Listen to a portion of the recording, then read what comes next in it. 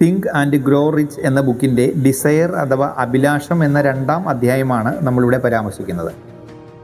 വ്യക്തിയുടെ ജീവിതത്തിൽ ധനസമ്പാദനത്തിനോ മറ്റേതെങ്കിലും വലിയ ലക്ഷ്യത്തിനോ എത്താൻ ആഗ്രഹിക്കുന്നവർക്ക് ഒരു ചുറ്റുപാട് ക്രിയേറ്റ് ചെയ്യപ്പെടുന്നു. ഇത് വ്യക്തമാക്കുന്നതാണ് ആഗ്രഹത്തിൻ്റെ ശക്തിയും അതിൻ്റെ മുഖ്യ പങ്കും.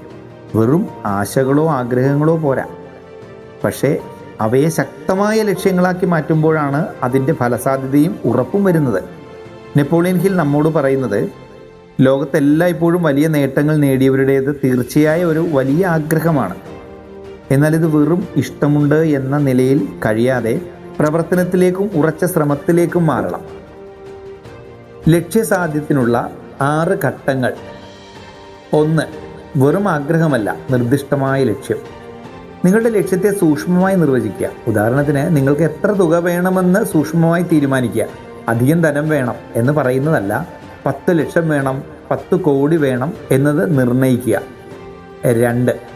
ടൈം ഫ്രെയിം നിർവചിക്കുക.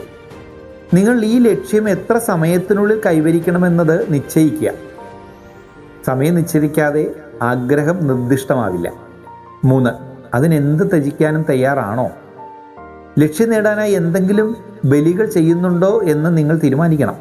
ഉദാഹരണത്തിന്, നിങ്ങൾ നേരത്തെ ഉണരുക, അല്ലെങ്കിൽ ചില ആഡംബരങ്ങൾ ഒഴിവാക്കുക. 4. പദ്ധതി ഒരുക്കുക. ലക്ഷ്യം കൈവരിക്കാൻ നിങ്ങൾ എടുത്തു തുടങ്ങാൻ പോകുന്ന ഒന്നോ അതിലധികമോ മാർഗങ്ങൾ തയ്യാറാക്കുക. 5. ഇതെല്ലാം എഴുതി വെക്കുക. നിങ്ങളുടെ ആഗ്രഹവും സമയപരിധിയും പദ്ധതികളും വ്യക്തമാക്കുന്ന വാചകത്തിൽ എഴുതി വെക്കുക. 6. പ്രതിദിന ഉറച്ച വിശ്വാസം. ഈ പ്രസ്താവനകൾ രാവിലെ ഉണരുമ്പോഴും രാത്രി ഉറങ്ങുന്നതിനു മുമ്പും ഉച്ചരിച്ചു കൊണ്ടിരിക്കുക. മനസ്സിൽ ലക്ഷ്യത്തിൻ്റെ സങ്കല്പം എപ്പോഴും കൂടെ കൊണ്ടു നടക്കുക. വിശ്വാസത്തിൻ്റെ പ്രാധാന്യം. ലക്ഷ്യത്തിലേക്കുള്ള പ്രവർത്തനങ്ങളിൽ വിശ്വാസവും ആത്മവിശ്വാസവും ഇല്ലെങ്കിൽ ആഗ്രഹം സഫലമാകില്ല.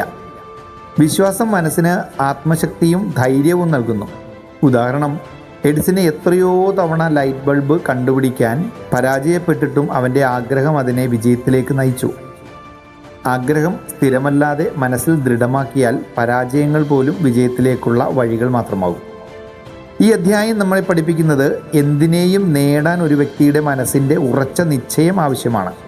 ഈ ചിന്താഗതിയെ ജീവിതത്തിൽ നടപ്പിലാക്കിയാൽ അസാധ്യവും സാധ്യമായി മാറും.